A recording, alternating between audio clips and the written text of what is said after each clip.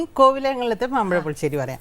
അതിൻ്റെ പ്രത്യേകത എന്താണെന്ന് വെച്ചാൽ അതും ചന്ദ്രക്കാര മാങ്ങ ഏറ്റവും നല്ല കേട്ടോ. ഇങ്ങനെ പിഴിഞ്ഞു കൂട്ടുന്നതില്ലേ, അങ്ങനത്തെ ചന്ദ്രക്കാര കൊച്ചു മാങ്ങയല്ലേ, അതൊരു 3-4 ഇട്ടാലും ഇത്രയേ ഉള്ളൂ. പഴുത്ത മാങ്ങ അങ്ങനെ തൊലി കളഞ്ഞിട്ടിട്ട് ഇച്ചിരി വെള്ളം ഒഴിച്ചിട്ട് ഒന്ന് തിളപ്പിക്കും. ഒന്ന് നന്നായിട്ടൊന്ന് തിളയ്ക്കുമ്പോൾ ഒരു ചെറിയ വേവ് പോലെ അതിനകത്ത് വരും. അതിനകത്തേക്ക് നല്ലപോലെ ശർക്കരപ്പാനി അങ്ങോട്ട് ഒഴിക്കും. ശർക്കരപ്പാനിയും ഈ മാങ്ങയും കൂടി ഇങ്ങനെ വഴണ്ട പോലെ ഇങ്ങനെ വഴറ്റി ഇങ്ങനെ എടുക്കണം. എന്നിട്ട് അതിൽ ഈ ശർക്കരപ്പാനി ഒഴിച്ചിട്ട് നന്നായിട്ട് ഇളക്കണം. അപ്പോൾ അതിങ്ങനെ എല്ലാം കൂടെ കുഴഞ്ഞ പോലെ വരും. എന്നിട്ട് അതിൽ കുറച്ച് നെയ്യ് ഒഴിക്കണം. അപ്പോൾ ആ നെയ്യിൻ്റെ മണം അതിലോട്ട് അങ്ങോട്ട് പിടിക്കും. എന്നിട്ട് അതിലേക്ക് വേണം നമ്മൾ കുറച്ച് തേങ്ങ, ഒരു പിടി തേങ്ങ, 4 മാങ്ങയുള്ളെങ്കിൽ ഒരു പിടി തേങ്ങ, കുറച്ച് തൈര്, കുറച്ച് മഞ്ഞൾപ്പൊടി, കുറച്ച് മുളക് പൊടി, ഇത്രയും മാത്രം. ചുമ്മാ ഉള്ളി ഇഞ്ചി ഒന്നും കൊണ്ടിടരുത്.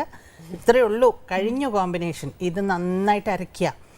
കല്ലിൽ അരയ്ക്കുകയാണെങ്കിൽ നല്ല വെണ്ണ മാതിരി അരച്ചെടുക്കണം. അല്ലാന്ന് വെച്ചാൽ മിക്സിയിൽ അരയ്ക്കുക, കുറുക്കി വെച്ചിട്ടില്ല അതിനകത്തോട്ട് ഒഴിക്കുക.